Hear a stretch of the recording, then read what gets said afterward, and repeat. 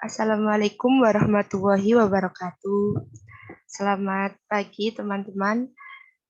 Kami dari kelompok 2 akan mempresentasikan hasil kerja dari kelompok kami sebagai pemenuhan tugas dari praktikum fitokimia teori 4H Fakultas Farmasi jurusan S1 Farmasi dari Universitas Setiabudi.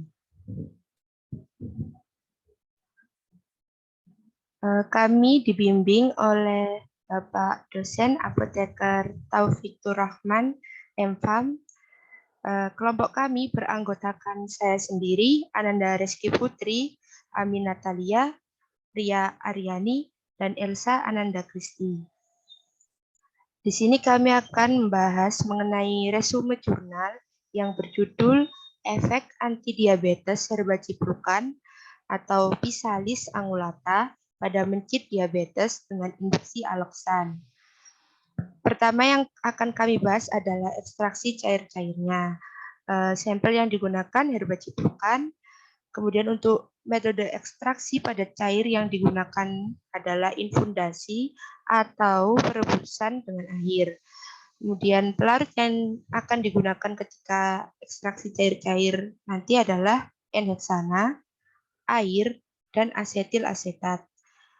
Untuk perbandingan ekstraknya sendiri adalah 1 gram herbaciplukan dibanding 5 gram air. Kemudian pengekstraksian tersebut akan dilakukan 2 kali masing-masing selama 30 menit. Masih membahas tentang ekstraksi cair-cair, fraksinasi ekstrak akan dilakukan secara ekstraksi cair-cair dalam corong pisah. Yang prosedur kerjanya adalah sebagai berikut. 1. Serbuk ekstrak didispersikan dalam air, kemudian disaring, dan ampas dipisahkan. Yang kedua, filtrat kemudian difraksinasi dengan cara ekstraksi cair-cair menggunakan N-heksana. Kemudian fraksin heksan yang dihasilkan tersebut dipisahkan dari fraksi air, ditampung, dan dikeringkan. Untuk fraksi air, selanjutnya difraksinasi lagi dengan cara yang sama, yaitu ekstraksi cair-cair dengan pelarut etil asetat. Kemudian fraksi yang dihasilkan etil asetat tersebut dipisahkan dari fraksi air, kemudian masing-masing fraksi ditampung dan dikeringkan. Kemudian akan membahas tentang rendemen yang akan dilanjutkan oleh teman saya, Elsa Ananda Kristi, dipersilahkan. Baik, selanjutnya kita akan membahas tentang rendemen. Persen rendemen fraksi yaitu kurang lebih 19%. Hasil persen rendemen tidak mendekati 100%, artinya kurang ideal menurut teori. Nilai rendemen yang ideal adalah 100%, sebuah nilai yang sangat tidak mungkin dicapai pada praktiknya.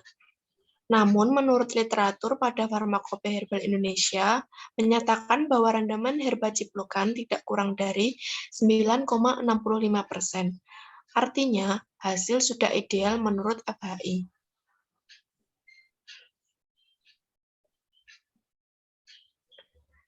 Kandungan senyawa yang paling banyak pada sampel.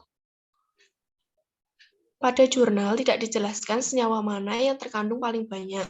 Namun dapat diketahui dari hasil penapisan fitokimia menunjukkan bahwa ekstrak herbaciplukan mengandung alkaloid, flavonoid, saponin, polifenol, steroid dan terpenoid, monoterpenoid dan sesquiterpenoid. Kepolaritasan, yang pertama fase N-heksan, melarutkan kandungan senyawa nonpolar. Yang kedua, fase etil asetat melarutkan senyawa semipolar. Yang ketiga, fase air melarutkan senyawa polar.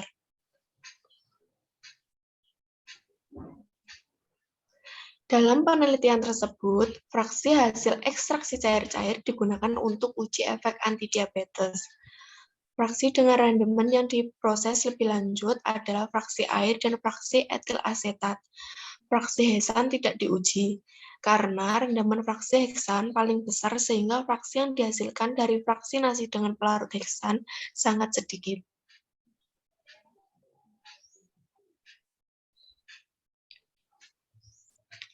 Kemudian ada identifikasi senyawa.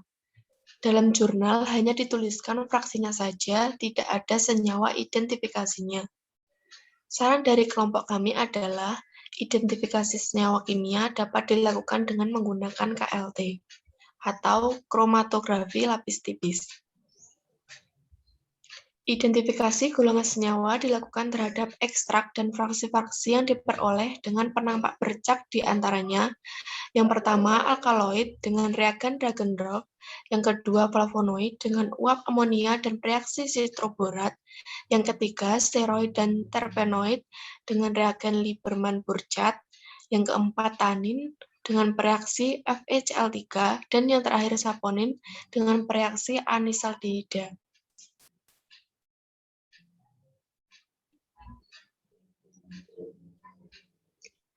Berikut ini adalah gambar identifikasi senyawa menggunakan kromatografi lapis tipis.